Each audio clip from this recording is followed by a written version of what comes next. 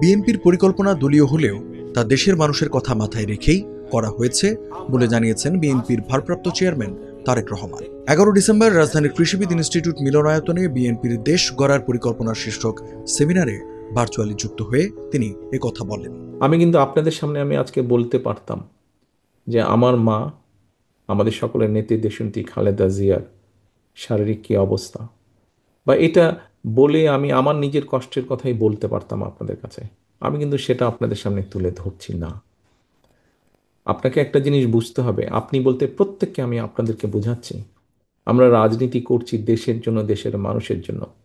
আমরা যদি সারাক্ষণ আমাদের নিজের কষ্টের কথা বলতে পারি, তো জনগণ কার কাছে যাবে? জনগণ কার কাছে গিয়ে তার কষ্টের কথা বলবে? জনগণ তো আপনার কাছেই যাবে তাদের কষ্টের কথা বলতে, তাদের দুর্দশার কথা বলতে।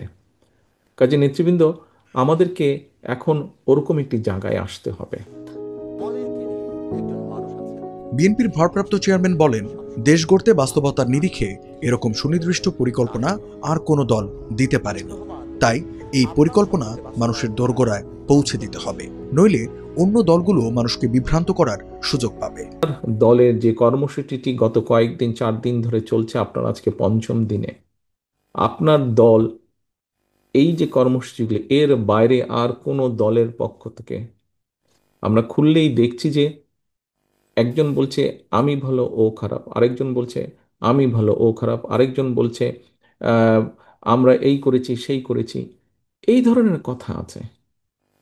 কিন্তু এই মুহূর্তে বাংলাদেশ জাতীয়তাবাদী দল বিএনপি ছাড়া একদম সুন্দরভাবে, পরিষ্কারভাবে দেশকে সামনের দিকে এগিয়ে নিয়ে যাওয়ার যে মৌলিক পরিকল্পনাগুলো, মৌলিক বিষয়গুলো, এগুলো বিএনপি ছাড়া আর কে বলছে? কেউ বলছে না। কিন্তু আর আপনি যদি না যান, আরেকজন যাচ্ছে, সে গিয়ে মিথ্যা বিভ্রান্তি ছড়াচ্ছে জনগণের মাঝে।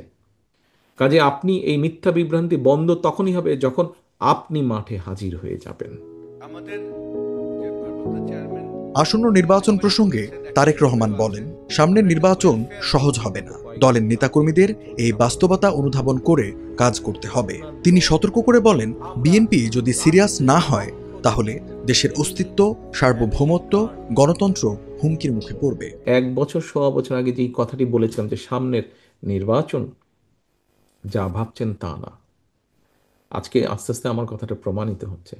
আজ আপনাদের সামনে আমি আবারও বলতে চাচ্ছি, এখনো যদি আমরা সিরিয়াস না হই, সামনে এই দেশের অস্তিত্ব, সার্বভৌমত্ব হুমকির সম্মুখীন হবে যদি আমরা, এবং এটা একমাত্র বাঁচাতে পারে গণতন্ত্র, এবং সেই গণতন্ত্রের ভিত্তিকে মজবুত করতে পারেন আপনারা, বাংলাদেশ জাতীয়তাবাদী দলের প্রত্যেকটি মানুষ।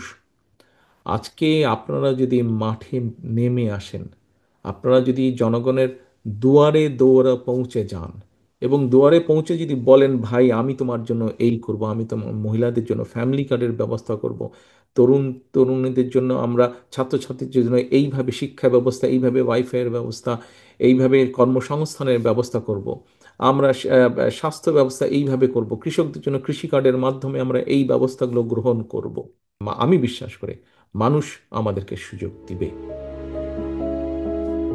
দেশের গণতন্ত্র ও সার্বভৌমত্ব রক্ষায় দলের সব নেতাকর্মীকে জনগণের কাছে গিয়ে ধানের শীষের পক্ষে জনরায় আনার আহ্বান জানান তারেক রহমান।